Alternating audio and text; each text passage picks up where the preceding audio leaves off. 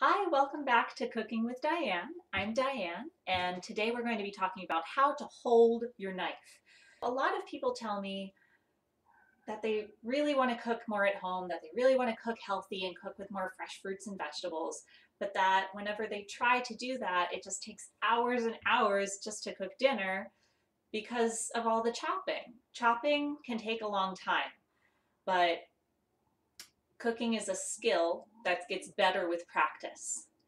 There are still some tips to improve your efficiency with chopping that start with how to hold your knife. So first of all, I want to make sure that you're using the right kind of knife. Most of your chopping should be done with an 8-inch chef's knife. So that means the blade is 8 inches long. Some chef's knife come in with a 6-inch blade, and that's totally fine too, but it needs to be a chef's knife. That means the blade is big, it's curved slightly. It might have a tip or it might have a square top. That's okay. And it should have a handle that the blade goes all the way through, whether you see it or not. I see a lot of people chopping with a much smaller knife than this. That's going to slow you down. A blade of this size has the heft needed to get through most vegetables quickly.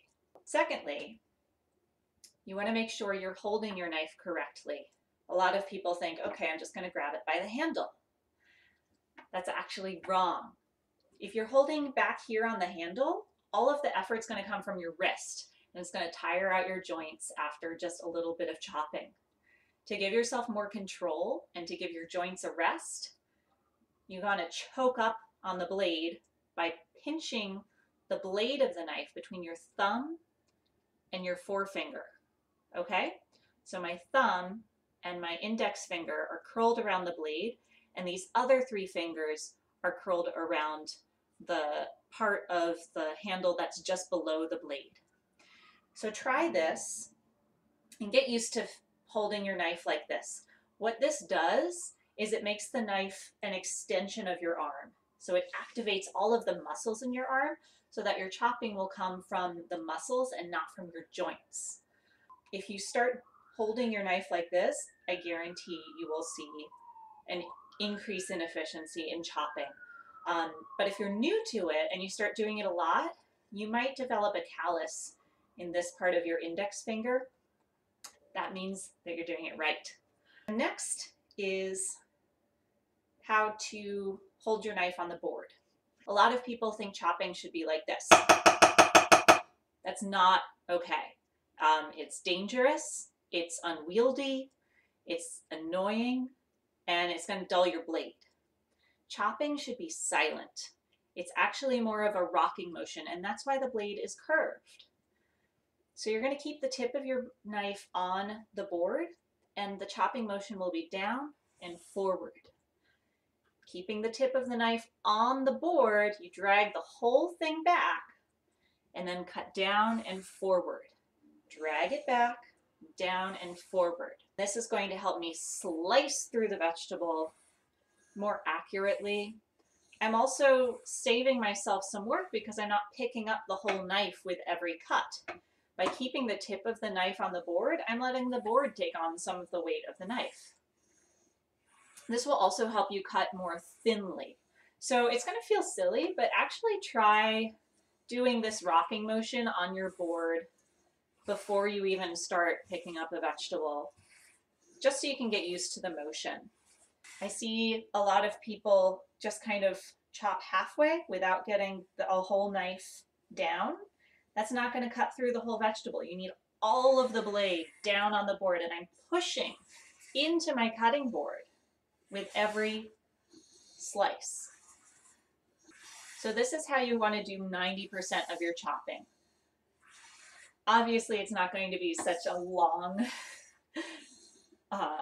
action. It's going to be a smaller action, but I'm just demonstrating the motion that you should get used to.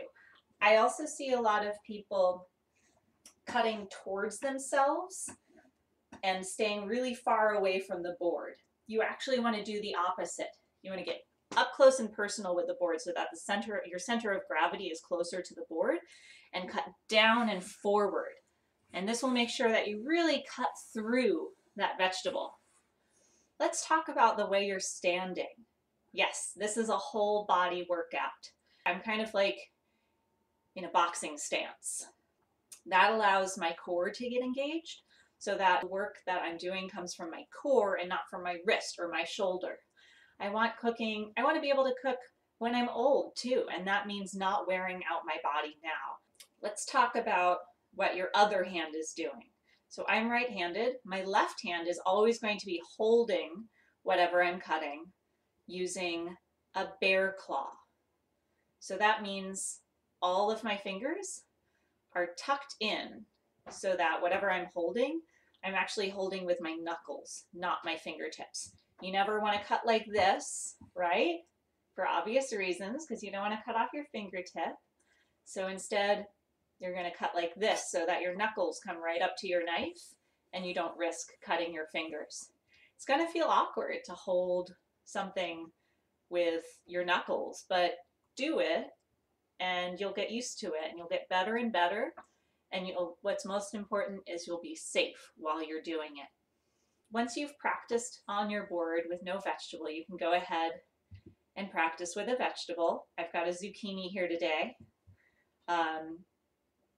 So I'm just going to cut it down to a smaller portion and cut the whole thing in half. So if you need to cut something that's tall, yes, you can raise your knife without keeping the tip on.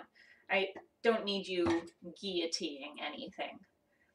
But you do want to make sure that whatever you're cutting isn't rolling around on the board while you're trying to cut it. So we want to get a flat side as quickly as possible. So I'm going to cut this whole zucchini in half. And now I can work with one half at a time, putting the flat side on the board.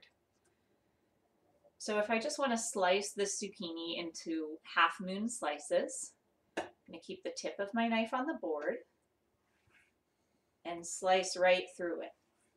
And I can control how thickly I slice the pieces. So if I want thicker slices, then I just move my knife more between each cut. If I want thinner slices, then I keep my cuts closer together. What's important to remember is that you're in control, not the vegetable. So let's recap. You're going to hold your knife up on the blade using the pinch grip. You're going to use the bear claw with your non-knife hand. You're going to use your core to cut down and forward with every cut, keeping the tip of the knife on the board.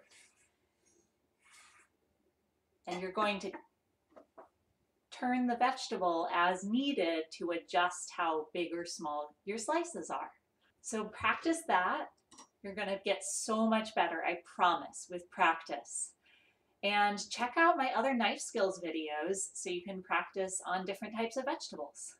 Thanks so much for watching. Again, I'm Diane. And don't forget to subscribe. See you next time. Bye.